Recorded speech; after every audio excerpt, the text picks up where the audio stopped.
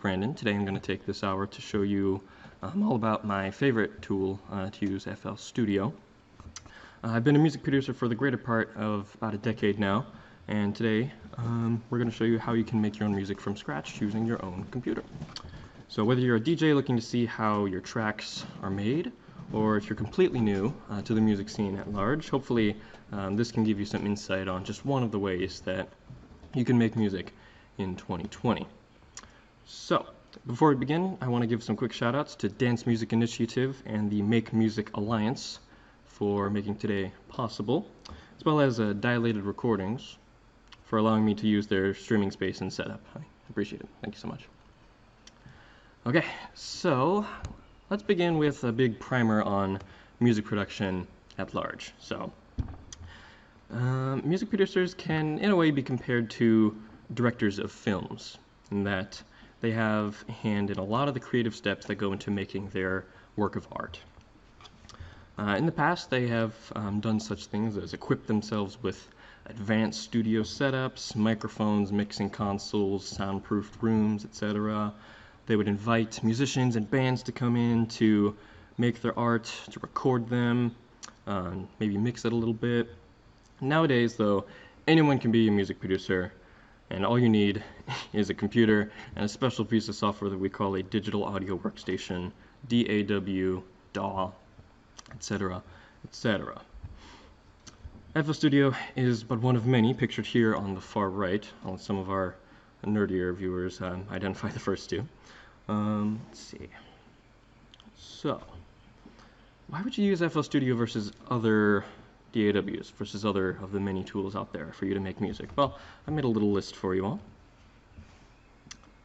We're going to go through all these one by one, so let's tackle this here. So, you might consider using FL Studio if you enjoy listening to modern electronic music, or if you think that this is the type of music that you might want to make.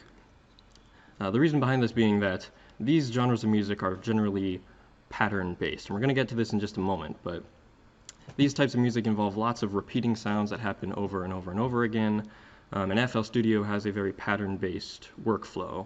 So if that type of music strikes your fancy, then FL Studio could be a good pick for you. But I will also say that you can really make anything with anything. Don't think that FL Studio is limited to this type of music, or that FL Studio cannot make a specific type of music. In all honesty, you can make anything with anything. But if these particular genres are interesting to you, then FL Studio could be a good choice for you. Consider FL Studio if you enjoy pre-planning and perfecting things. So, I'll say first and foremost that one of FL Studio's shortcomings is that it wasn't built from the ground up with audio recording in mind or performing.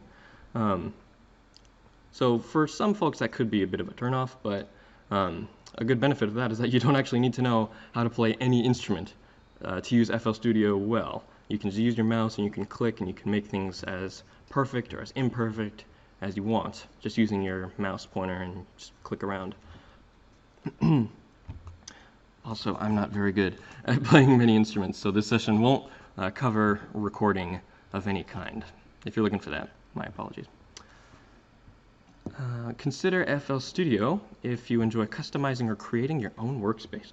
So, I'm going to demonstrate some visuals in just a second as well, but FL Studio, when compared to other DAWs, has very few rules with how you can arrange and lay out your own projects. So you can change colors, you can move things around all over the playlist, you can change the size of things, you can lock things. You can really make your own projects your own. You don't have to abide by the DAW's rules of having this track go here and this track go right below it. Excuse me. So in that sense, it's very powerful so that you can make your own projects look the way, just as pretty as they might sound. Consider using FL Studio if you enjoy pretty software. This is a bit of a strange point, but I feel like if you're going to be using a piece of software for an extended period of time, it should look and feel good to use, right? So luckily FL Studio has got that in the bag. A lot of its colors are really, really vibrant, its animations are nice and snappy, and its UI is vector-based on top of all that, so no matter how big your screen is, if you have a tiny little netbook or a giant 4K monitor, FL Studio will look good on all of them. So finally, probably the biggest value proposition for FL Studio is their lifetime free updates policy. So if you enjoy value, you will absolutely enjoy FL Studio. So with other DAWs and other tools, music tools around the market, you can buy, say, version 11 at X dollars, but if they update that software to version 12, let's say, typically they would vendors and distributors, developers would charge an upgrade fee for you to get that new version and all that new content. But with FL Studio, you can buy it at version 20, and you get all the future versions and updates free of charge. So what I like about this is that not only do you get a really solid toolkit for you to make your own music right out of the box, it also expands over time. So if you were ever going to buy one DAW and you were going to stick with that for the rest of your life, FL would be a good choice for that because you will get a constantly refreshing, updating piece of software. All right. So coming up next, let's pull back a little. I'll show you a bit of FL Studio in action. So this is a screenshot of the main interface, of the main areas that you're going to be whenever you're writing your own music. Right now, it looks like a big blob of colors, lots of grids, lots of diagrams, and complicated looking things. But by the end of this presentation, you will know how to read this screenshot. So take it all in for a little bit, and we will tackle all of this in just a moment.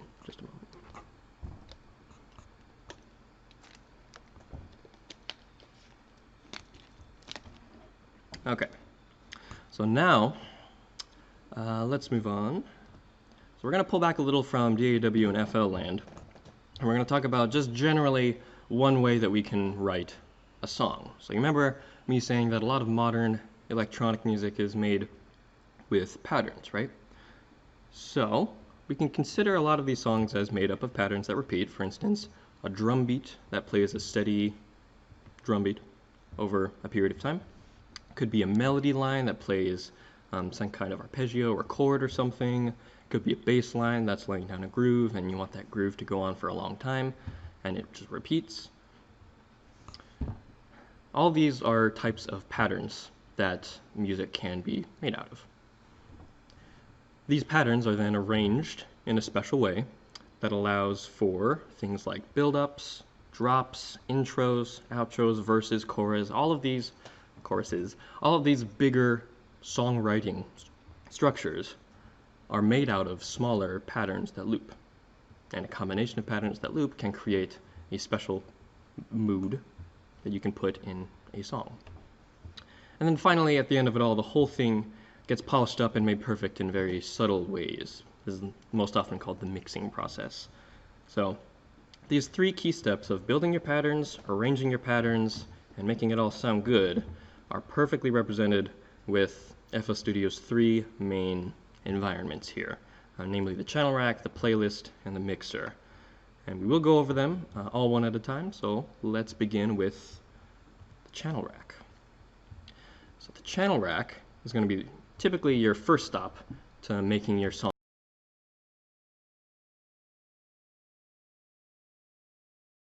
This is where you're going to lay down some drum beats and things like that. That's where you make patterns. Don't forget about those two UI elements I highlighted there. That first one on top is going to be the pattern selector and creator. You're going to need to use that thing. That says pattern 1. You're going to need to use that thing in order to create new patterns and switch between the ones that you previously made. And then that thing on the bottom there, the orange pat light, that right there lets you preview your pattern in real time so you can play it, loop it, and focus on just that single pattern. Okay. So we're going to go over two types of patterns to start off with. The first one being a basic drum loop. We're going to hop straight into FL now, and we're going to give this a live demo here. So you can see here we've got the three main parts of FL in the background, but we're going to focus just on the channel rack here. A little tiny. Hope you guys can see it well. I would also mention here as well, we should have this structure here visible as well. This is the file browser. You're going to use this section to drag in a lot of the audio files and sounds from your computer. In case you don't see that, somewhere up on the top bar here, you should see a file folder icon with a little fork below it. This is what will toggle visibility of that, so make sure you can see that. And then starting off here, we have the channel rack. If you have the default FL project loaded up, you should see it already starts you off with some sounds. If you want to preview a sound, what you can do is you can click on it. This one's just a basic kick drum, and you can click on the waveform itself to listen to it. Sounds pretty good. So here's a basic clap sound. This right here is a hi-hat. And finally a snare. These are the four kind of main drums that most electronic music is made with these days. So very good solid set of sounds to begin with, but if you ever want to drag in your own sounds, to add in your own what we call samples, what you can do is on the file browser here, you can locate the packs folder, and this is going to be the FL Studio default set of samples. Every FL Studio install comes with these, so you should be able to see it and drag in your own stuff. I'm going to call attention to the drums and the drums mode audio folder. These are two folders full of very good, generally useful drum sounds that can serve as an excellent starting point for making your own beats. I'm pretty fond of the mode audio sounds because they're added in a more recently than the old drum sounds here, so definitely recommend giving as many of these a listen as possible. As you click around, very subtle differences here, but you'll be able to preview how every drum sample sounds. You can use your arrow keys to just flip through a lot of them. I'm going to drag in a kick here, so if you want to add in your own sound to your project, it's real easy. You just got to take one. Actually, I'll do this one. Take one, drag it in, just click and hold. You can drop it in right there. Additionally, you can also drag in, and if you hover over an existing sample and you let go, it will just completely overlap it, overwrite it, so that old sample is gone now, which is fine. What we want to do next, let's clean it up a little bit. So I'm going to delete this one, this duplicate that I just made. So I'm going to right click it, click on delete here, and then OK. And now we have a brand new kick. It looks like this, sounds like that. Additionally, one more way that I'm going to show you real quick to preview your sounds is that if you see this green light here, this means that this current sound is active, this current channel as it is. If you click on this green light, it means it's active, and you can press the Q key on your keyboard to play it live. And then you can press the down arrow key to move around. And you can preview all of your sounds pretty easily and quickly that way. I'm going to be doing this a lot throughout the presentation, so just want to make that abundantly clear first. And now what we can do here, now that we have our own sound, actually let's get a couple more custom sounds too. Let's get a special clap. This one sounds pretty crisp, pretty clean. We're going to get in a new custom hi-hat. Let's actually go into the default folder and check out some of these. Got some classic drum machine sounds. Ooh, 909. There we go, we gotta have that. And then let's find a good snare drum. Snares, what do we got? Well, the snare claps, I think these ones sound pretty good. Ooh, I like that one. Okay, let's drag this one over. Okay, so now that we have our set of sounds that we've selected with such careful attention to detail, we're going to start creating our own beat. So what you can do here real quickly is you can use this colorful grid here. This right here is called the step sequencer to arrange your drums and play them according to a beat. So all you need to do is just click on these little nubs and they will light up, and you can click the play button. Remember that you're in to be in pattern mode for you to play this specific pattern, and when you play it, we have a nice groove going. It's pretty good. It's pretty good. We're going to add in some more interesting elements right now, so we're going to use the snare that we just did, and we're going to add in the clap as well. We're going to layer that over. It sounds like this. It's a little fast for my liking. I'm going to slow down the tempo just a little to bring it down to a nice steady 120-ish. This is definitely the proper tempo for a classic house track, and this is definitely the starting point for a house track, a basic 4 on the floor beat. That's what we call it when you put the first on the first beat you have your basic kick drum. So 4 on the floor. It sounds like that. We're going to make it a little interesting with a hi-hat here. It's going to add a little bit of high-end spiciness to it. And we have a groove. We have a groove. It's good. It's good. So keep in mind that this is just one way that you can make drums in FL Studio. Other folks have their own preferences. Some folks like to do it within the playlist itself. Some folks like to use plugins such as FPC or Battery. If those words mean nothing to you, don't worry about it. This is a good starting point, and I think personally that using the step sequencer in the channel rack for drums helps you use every part of FL to its strengths. This is designed to help you write down drums. I think it'd be a waste to not use it at some point. So we can do a bit of experimenting as well. If we don't want a 4 on the floor beat, we can always remove some hits with a right click. That's a really quick way to delete it. And we can, for instance, have a kick drum right here and right here. So it's just the first one, and then one that comes about 2 steps before the second snare.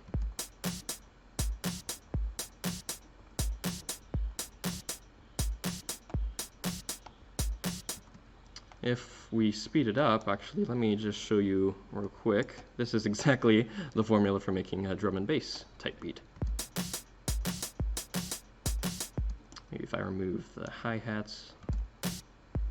There we go. And you can start making some drum and bass real quickly. I'm going to head back down to 120 though, so we can just mess with something a little simpler and a lot slower, less complicated. Let's have these right here. And don't forget, if you ever want to change a part of your beat, if you want to add in a new sound, it's real easy. Just gotta drag in your very own sample from the side and you can just go ham.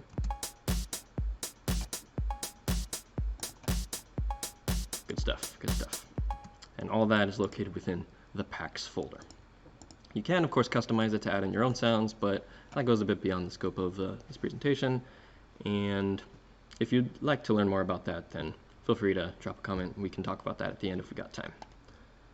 So that's how you make a drum pattern. Let's look at making a musical pattern here. So before we used what we call samples to create sound. Samples are another word for just a file on your computer. Drum sample refers to for instance, a WAV file or some kind of audio file that you can use to make sound, to drop it into your project and have that play many times over. In order to make music, what we're going to do is use a thing called a plugin to create sound. Plugins, you can think of them pretty intuitively as a virtual instrument that you can customize and tweak and program all by yourself. Or you can use preset sounds that other folks have made that sound just as good, if not better maybe. So let's start writing some music. First thing we're going to do is we're going to create a new pattern. It's a common beginner's mistake where they just write down every aspect of the song in the same pattern.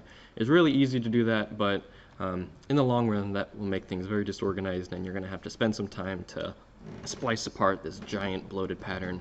I think it's very, very neat, a very neat and tidy habit to create new patterns whenever you want to make a new idea for your track. So up here at the pattern selector, you can click on this plus button. That will create a new pattern, and it will prompt you to name it. We're going to type in just chords for now, because we're going to make some chords. So now that we've made our new pattern, you'll notice that the step sequencer just cleared. The step sequencer just cleared. If you wanted to switch back, you can click on this arrow, and then you can switch back to our original pattern 1, and it'll be right back here. But we want to work on some chords now. So the first thing we're going to do is we're going to add in our very first virtual instrument. So you can do that really easily. You don't need to drag or drop anything. You just have to click this plus button. And then this folder structure here could look a little different for you. I did some customizing on my own. But what you want to do is locate a synth called 3X OSC.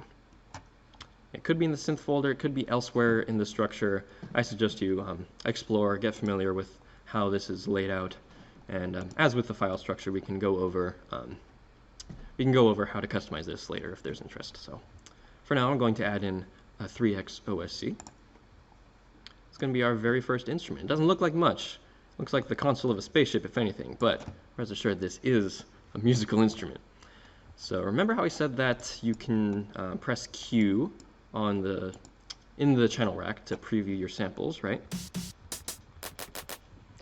Well, if you have an instrument selected, you can do that as well. And that's what this instrument sounds like at first. So this is what it just loads up with. Something I failed to mention earlier is that the Q key is actually a tiny part of a much bigger thing. With FL Studio, it actually turns your typing keyboard, you know, QWERTY, ASTIF, whatever. It turns your typing keyboard into a little mini tiny controller. So all the way from Q to, I believe, I is an octave on a piano, if that's familiar to you. And if you just type all the way up, Q, W, E, R, T, Y, U, I, that is one full octave of notes that you can just play around with and just mess around with ideas. You don't need to be good at it. You just need to be able to hear it, and you need to be able to judge, does that sound good? That doesn't sound good? And we'll try it out a different way, for instance. And then additionally, the number keys up top, specifically 2, 3, 5, 6, 7. Those are all the black keys on the keyboard. So if you want a complete sweep of the typing keyboard here for just one octave, we have this. Pretty easy. And then if you shift that down to the second half of your keyboard, down from Q to I, now from Z to comma, that is the octave below it. So take some time, get familiar with the typing keyboard. It's a very, very handy way to sketch out your ideas and to try things out with some sounds and stuff if you don't have your own MIDI controller available. Again, I don't have my own for today, so we're not going to go over connecting MIDI controllers or recording or any of that. But good stuff. Okay, so now what I'm going to do is I'm going to do a little bit of tweaking to this plugin as it is, so that it sounds a certain way. We're not going to get in, we don't have enough time to get into much detail about it, but if you want to hear what it sounds like now, I just actually finished tweaking. We got this.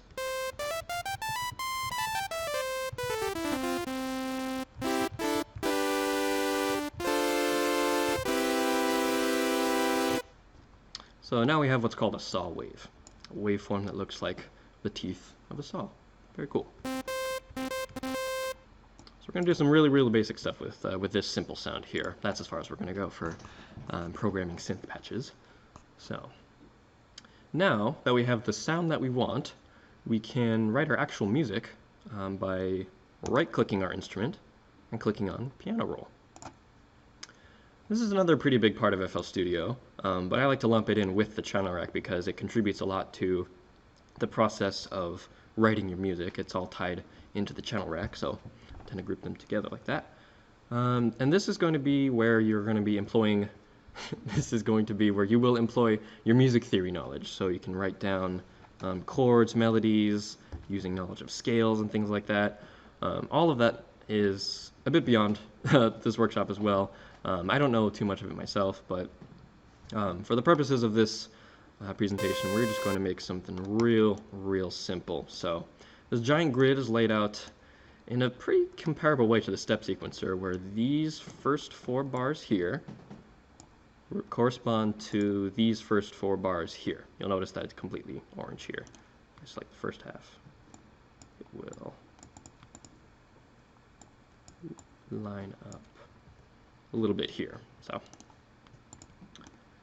we're going to work just within these first 4 lighter stripes here, these lighter colors.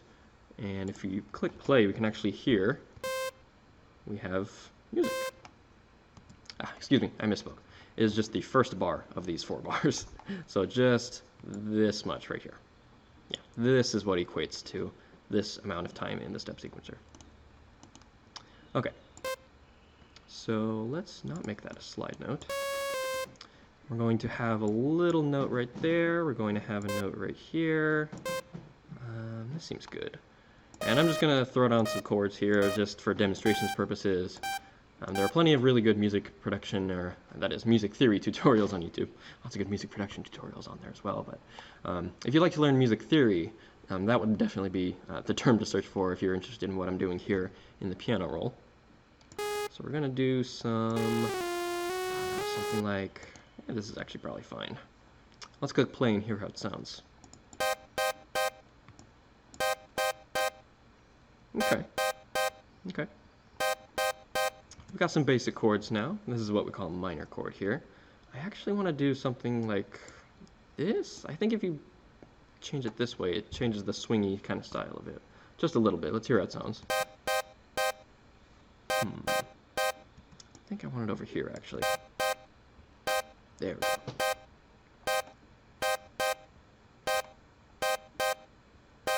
Okay, and we got music. And this exact process is how you're going to be writing, your chord progressions. If you want to have really long patterns, you can have them extend further, and you can write your own melodies, all that jazz. It's really good. If you want to make your notes a little longer, what you can do is you can hover over the right side of a note and then hold, and you can extend the length of it. You can do that with multiple notes at a time. Very, very powerful. If you hold down Control and drag, you can select many notes at once. Very, very good. Very handy. I think FL's piano roll is one of its most strongest features, I think. A lot of other DAWs have piano rolls that do kind of the bare minimum. With FL Studio, there's a lot of advanced functionality you can get into working just within the piano roll. It's very, very nice. So, now that we have our musical pattern, I'm going to hop back into the... actually, wait, let me fix that. We did not... Here, okay. So, I just pressed escape to close the piano roll just then. So, I'm going to hop back into the presentation to show off one more slide regarding the channel rack and creating your own patterns. So, we just discussed the plugin 3X OSC, and that's going to be something that I will recommend to absolutely anyone to start out with, just with the fact that it's so simple to use, it's really lightweight on processing, it's really easy to get a nice simple waveform out. Typically this is my one-stop shop if I want a simple sine wave or a simple saw wave or something like that. In due time you will understand what those words mean. Like I said before, if there's interest, we will discuss it later on. So, 3X OSC is kind of old reliable for me. You'll see it says since 2000 down there in the bottom right. That is absolutely crazy that this piece of technology is older than a lot of producers nowadays. I love it. I love it. 3X OSC is always good. You can find it in most of my projects.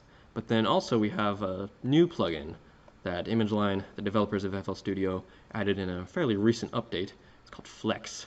This is something I wish I had starting out with, because Flex is a really, really good plugin for getting quick sounds that other people have made, and all you have to do is provide the music. You don't need to worry about sound design or programming the plugin at all. All these sounds are pre-made, preset, and you can just pick and choose whichever one sounds best for your song. If you have a bit of prior knowledge of plugins at large, you can compare this to maybe Nexus or Omnisphere. This is just FL Studio's version take on that type of preset-focused plugin. Very, very good. I really do wish I had this when I started out, just because a lot of the free sounds that they offer for download sound very good. They sound very good. So, definitely go for Flex. Special shout out to the Essential Pianos library. If you buy FL Studio, you can download that library for free. And those pianos sound so much better than the default FL keys. I was running on FL keys for so long. Oh gosh. But of course these pianos exist and they sound very good, so definitely do recommend that. Moving on, that covers our bit on the channel rack. So we've made our patterns, we've made some drums, we've written some music. Now it's time to put it all together. This is where we're going to be writing our song, or doing our songwriting processes. So inside the playlist is where we're going to be doing that. And let me just take a look at my notes here real quick. So yes, this is going to be the part of FL Studio where you're going to be building the actual content of your song. The playlist is where you'll be writing your verses, your choruses, your risers, your drops, your intros, your outros, etc. All of these bigger musical structures are going to be written in the playlist. And all these structures, as mentioned before, are going to be made out of a lot of smaller patterns of sounds. So let's tab on over to FL Studio and we'll take a look at doing that. You'll notice that the playlist is actually not visible right now. Well, if you look up here at the top right, you'll see this set of icons. This could look a little different for you, but this general set here of icons is going to be where you can toggle stuff, just as we toggled visibility of this file structure before. And now we're going to toggle the visibility of the playlist. It's going to be this first big icon right here, the square with some rectangles inside of it. So this is the playlist. It's big, it's empty right now, and if we switch over to song mode and we click play, nothing's going to happen because we didn't write any patterns yet. Our song is empty. Well, let's use our patterns to fill in our song. So what I'm going to do here is I'm going to look at this top bar here. So you'll see that it says playlist arrangement chords. Now this part right here where it says chords is where you're going to be selecting the patterns that you're going to use to write your music. Now remember that pattern 1 is what we used to write our drums earlier. So with pattern 1 selected right here, you can see that again at the top bar of the playlist. And with the paintbrush tool selected, we can start painting inside of our song. And now, since we have our patterns in here, and we click play,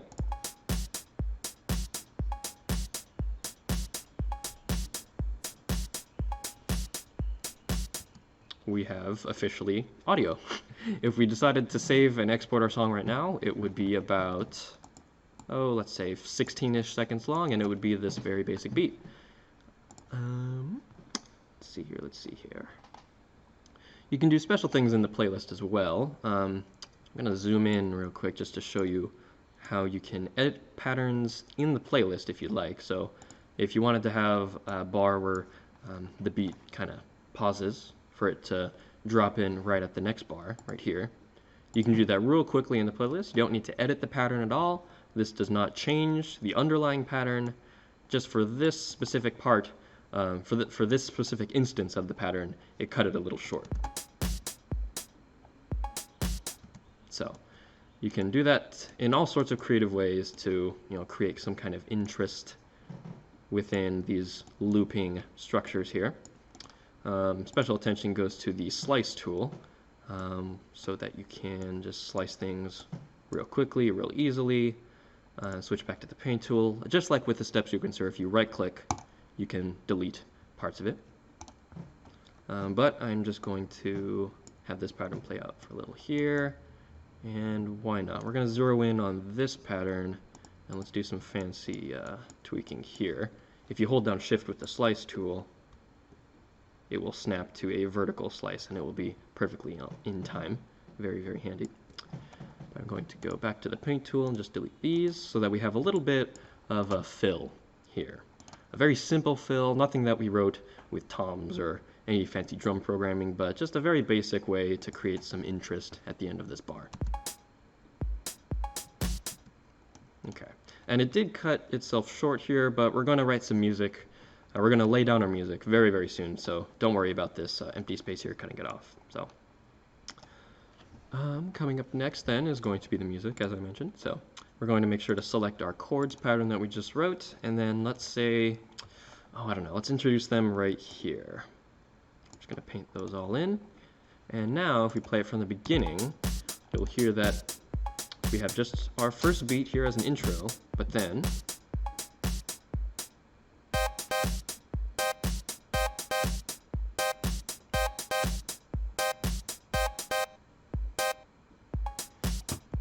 very cool. So just the combination of both of these two patterns already created a musical idea that's more interesting than either of them by themselves. And in the playlist, that's where we did it. So we have this first section here where we don't have a lot going on except for the beat. And then in the second section here, we have the beat plus music. So you can really extend this idea even further. If you have even more elements to your song, you can introduce more of them over time. You can take some out. This is how a lot of basic electronic music is written in the first place. So cool, cool stuff. And then don't forget as well that the playback mode here switches between your song and your pattern mode. You'll see the little play head here, the play marker at the very left, disappear in pattern mode but show up in song mode in the playlist. So, all right.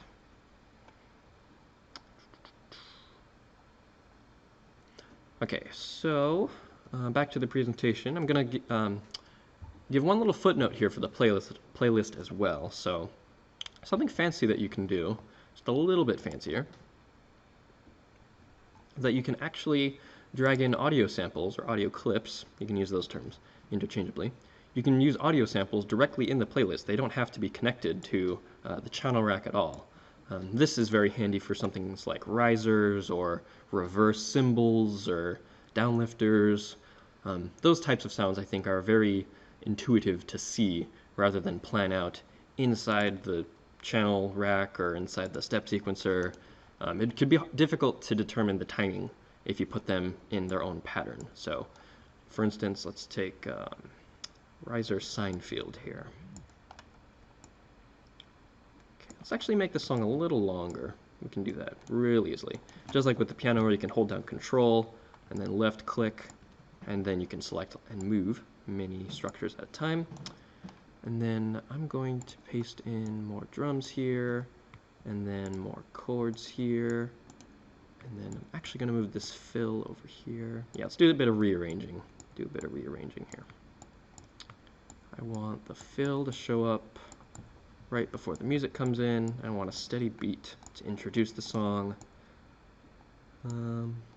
Okay, and then of course we'll get some beats here to fill in the space. Okay, so now our song's a little bit longer, about 32 seconds now, if my math is right. Yep. We have around 8 bars of beat, and then another 8 bars of beat plus music. Very standard, very DJ friendly in that aspect. So if you do want to make your tracks easier to mix into a live set, definitely think about working with multiples of 8 bars here. One set of light and one set of dark stripes. And then this audio clip here was dragged in at the second half of this first section, right here. So we just dragged it in from the file browser and we dropped it in the playlist. And then we have it right here. You can see it, you can see the waveform, and that's already huge. If we drop that in the channel rack, we wouldn't be able to see it very easily. You know, we could see it right here, but we don't know how long it is in relation to the song. So having it just visible right here in the playlist is super handy. I definitely recommend doing this for, like I said before, reverse crashes, risers, downlifters, any kind of fancy S effects, sound effects, or atmospheric kind of things. Very good to put in the playlist, for instance. And let's play it just to see how it all sounds.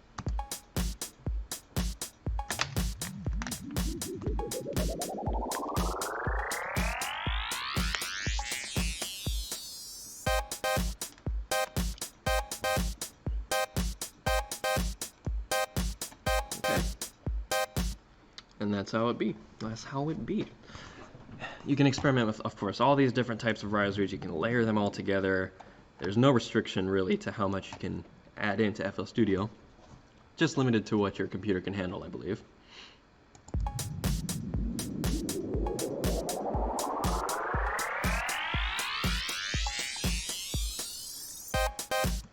Very cool effects. And just like how you can edit patterns, you can also edit audio clips real quickly as well. If you don't like how high it goes, for instance, you can make it a little shorter and then have it start a little later. That's all fine. Let's just start right here.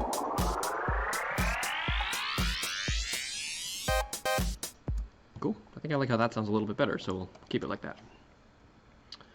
So that about wraps things up for the playlist. So using all the patterns that you may, of course, you'll probably be making a lot more than 2 with a lot more different interesting sounds. You can use all the patterns that you make, and as well as any audio clips that you want to use in your song to make it as long and as interesting as you'd like. But for our demonstration purposes today, this is going to be fine. Very nice, very short, very simple song. And all this you can really extrapolate to minutes worth of audio with much more interesting moving parts to it. So, good stuff, good stuff. We wrote a song. Awesome. What's next? Well, it's the mixer, of course. So, as the previous two sections were very pattern-based, you see, you create patterns with the channel rack, and you arrange your patterns in the playlist. The mixer is a bit of a black sheep here. The mixer doesn't care about patterns at all. It really just cares about sound. It's going to be the primary place where all of the sounds of your song, be it in the playlist, in your channel rack, if you can hear it, it should be going through the mixer where it's all going to come together, and this is where you will make everything fit and polished and personalized. Now, it does look a little intimidating at first. You can see it on the right, and when you compare it to a hardware mixer, like on the left here, you'll see it's pretty intimidating. It's just a huge array of knobs and dials, loads of colors, and just so much controls. If the previous plugin didn't look like a spaceship console, this one absolutely does.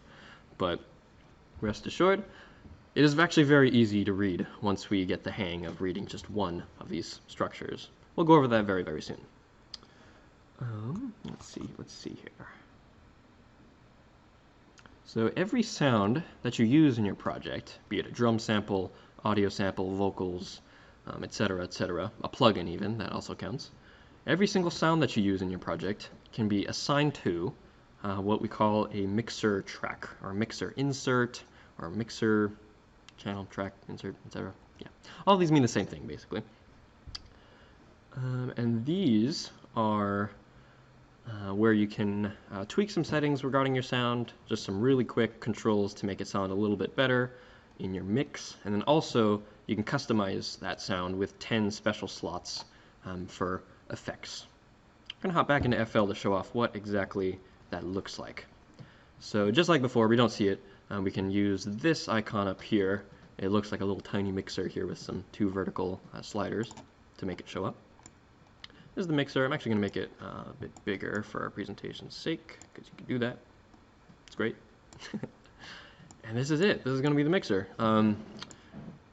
Honestly, it could look a little different to you. If it does look a little different from this, you can click on this button right here where it says wide, and you can change it to however you prefer. There are lots of different mixer visibility presets here, even extra large if you have trouble reading the tiny font. I know that happens to me sometimes too. Compact is one of my personal favorites, speaking of tiny font, just because of the wealth of information and how many tracks you can see at the same time. It's very good. Okay, let's go back to wide now, because I believe this is what FL Studio starts with, so this is what most people should be familiar with. And let's see, there's nothing actually we can do right off the bat. The first thing we're going to do is head back into the channel rack, and we're going to assign our drum here, our kick drum, to channel 1. That's what this little section here is for. You can drag up and down, and it will assign it to one of the mixer tracks. I'm going to put it on the first one. And then you'll see that these drum samples are already routed to 2, 3, and 4. And if we switch to pattern mode and play it, we can see some activity. I'll actually shrink it just a little so I can click around. Good stuff, good stuff. You'll notice that the cowbell here is not synced, or it's not routed to any track, but we can still hear it. That's because I want to pay extra attention to this one right here called the master. Now, every single sound that goes through FL Studio will end up going through the master. If you can hear it, it's going through the master. And this is a special channel, a special track that you can mute. You can put effects on it for what we call a mastering kind of purpose. But just know that the master is a special track and it exists, and every sound is routed to it by default. Even though we're sending the kick into 1, the 1 is going out to the master, so you can still hear the kick. And you can get real fancy with routing if you want to like route 1 into 7 and then 7 goes into 9 or things like that. We're not going to get too complicated today. We're going to keep things real simple for the tutorial here, but this is typically how you might make an effect send if you're familiar with that workflow with other software. And also this could be how side chaining is done as well. Advanced topics for a later time perhaps. So let's take a look at one of these mixer tracks from the top to bottom so we can read how we can hear it. Or so we can learn how to read it, that is. My bad. Okay, so from the top down, we can see that we have our number 1 here. This is our first track. We have our volume visualizer here on the right side. It's highlighted in that green rectangle. And here is our name. In fact, I highly recommend you rename your mixer track so it all lines up well. So you can right-click it, click on Rename, Color, and Icon, and we'll just call this Kick. So now we can see that this is the kick channel.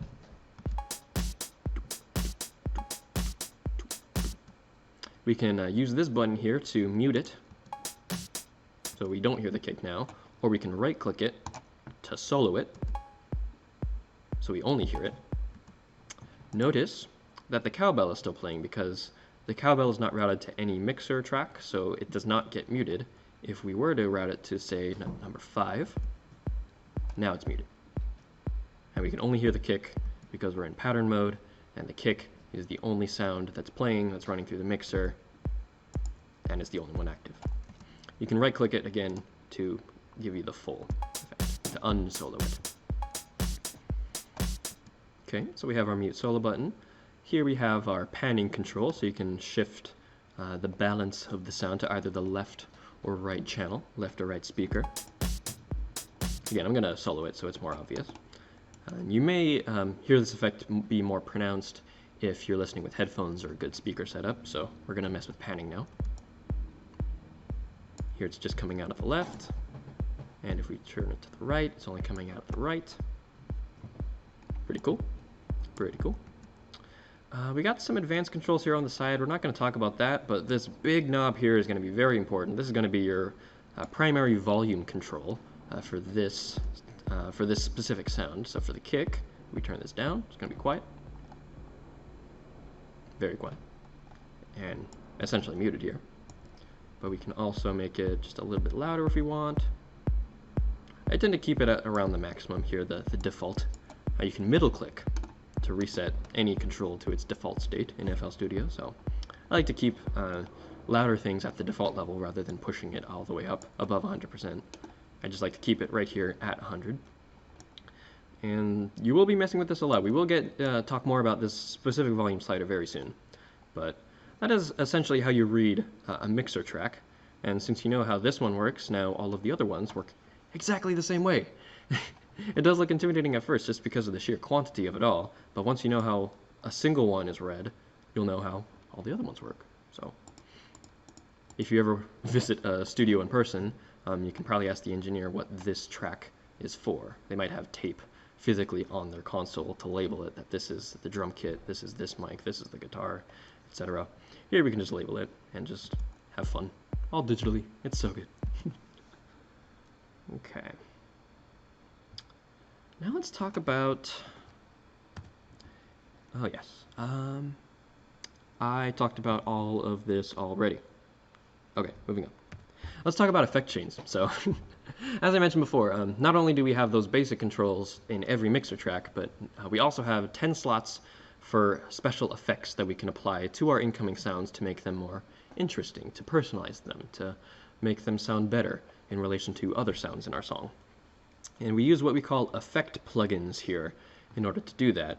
Now, these are a little different from instrument plugins. As if you remember that, instrument plugins are what we use to generate sound. Effect plugins are primarily used to affect sound, to apply some kind of processing onto the sound to change it in some way, and then spit that back out. So, an effect plugin on its own should not generate any noise on its own. It needs incoming sound for it to mess around with, and then it spits out the affected sound. So we're going to take a look at adding some basic effects onto our drums here, just to start off with. Let's actually, let's actually apply it to the music instead. I think that could be more interesting, more apparent. So what we're going to do here is we're going to route our synthesizer to its own insert track. Let's just put it on like 10. And we're going to rename it, just to be responsible, call it synth. And then here on the right is going to be our 10 effects slots. Now if you click on one, we can see a folder list kind of similar to the one that we used to select our instrument plugins. We are running a bit low on time, so I'm going to keep it pretty quick. Let's see, there are lots of different effects that you can add into your sound to make it more interesting. I'm going to add what we call reverb here. And if we play it, we'll see, we'll hear mostly, that we've added a little bit of an echo to the sound. It's now existing in a little virtual space. A little bit of reverb makes everything sound a bit better, in my opinion. Actually, that's a common beginner's trap. Try not to overdo it with reverb.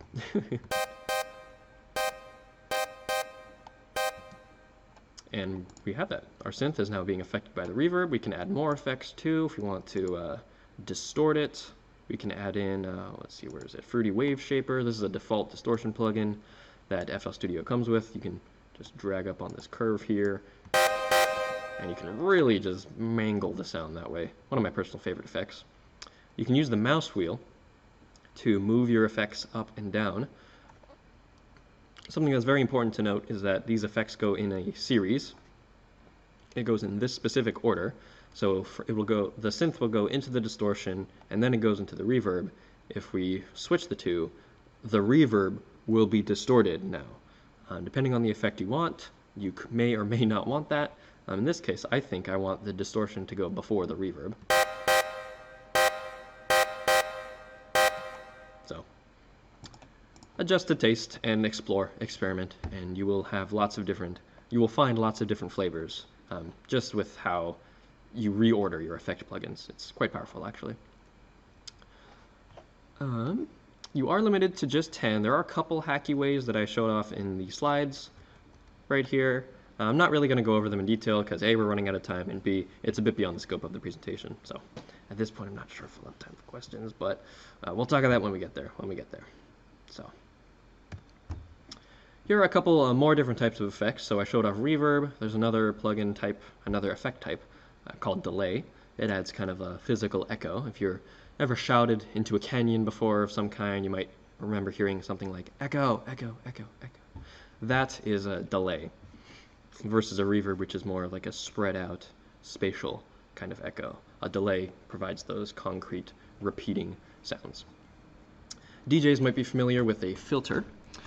You can use, just like how you can use filters to adjust the emotion of a mix, you can also put in filters on individual sounds in your own song to create some kind of emotional effect. I like to use them with downlifters or build-ups to increase or decrease the tension. We showed off distortion, very, very good. Try distorting your drum sounds. Very, very good results can come out of that. You can use phasers here as to add in a kind of watery, aquatic kind of motion to your sound. I know Daft Punk used a lot of phasers in their album Discovery. Very iconic, very famous. And then finally, two important kinds of effects that you definitely should be aware of are equalizers, or EQ, and compressors. Now, both of these are important plugins that we use more in the mixing stage, but we can also use elsewhere at other points in the song too. And we're going to go over some very basic, very quick mixing tips here. So first thing we're going to do is we're going to adjust the volume here. So the first big half of mixing is volume management. And you'll notice that with the distortion and the reverb, the synth is a little hot. It's a little loud, and on the main meter here you can see it's going past zero, the zero mark here, and it's in the red, and that's bad, generally speaking. So if we turn it down a little bit, it's a much more manageable level. And this is just a pointer, of course. Not saying that it's a hardcore rule that you have to follow if you want your music to sound good. This is just a suggestion to get your music to sound not bad. You know, good is subjective, and you might enjoy the kind of sound that comes out of, you know, pushing a sound a little too hard.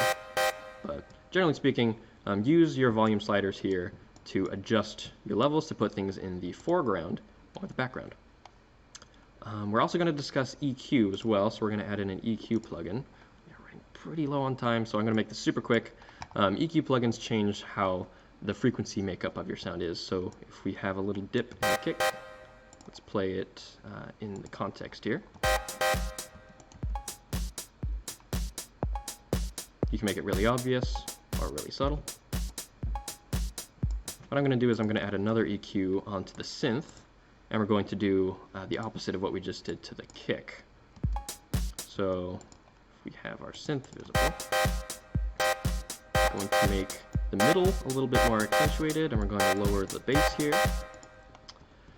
And then notice that the shapes are somewhat complementary right here.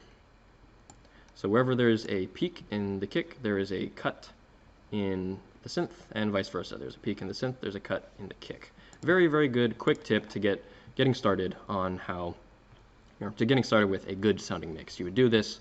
I would recommend putting in an EQ on all of your tracks and doing that kind of complementary matching to make some parts stand out and some parts stand back, so that the best of each sound is brought to the forefront. There are things called compressors that we absolutely don't have time for, but definitely give that a Google. That's another way that producers and engineers can change the volume as well.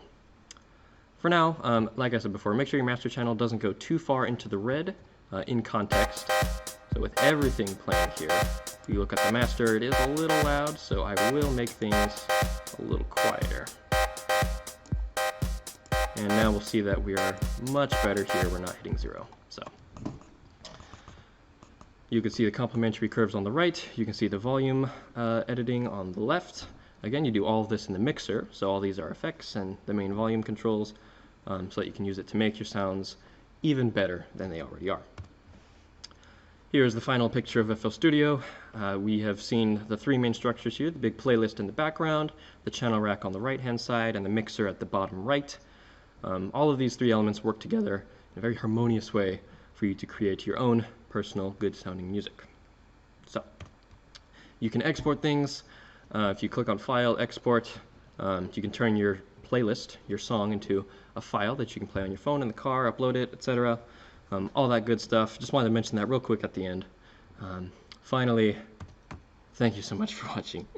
We did end up rushing a little bit at the end there, but I think if you understand those 3 core concepts of FL Studio and music production at large, then I think you can get a really good head start on creating your very first songs. So, thank you so much for watching. If you stuck around for this whole hour, I really do appreciate it. Thank you again to Dance Music Initiative, the Make Music Alliance for making today possible, as well as to Dilated Recordings down there on the bottom right of your screen for making this whole streaming setup possible. If you'd like to catch up with me and my music, you can find me on all the streaming services, Brandon Delehoy. You can follow me on Twitter and Instagram, that's where I'm mostly active. Just last year in December, I released my debut album, Metropolitan. If you could check that out, I'd appreciate it. Thank you again, everyone, for watching. I will hopefully see you soon.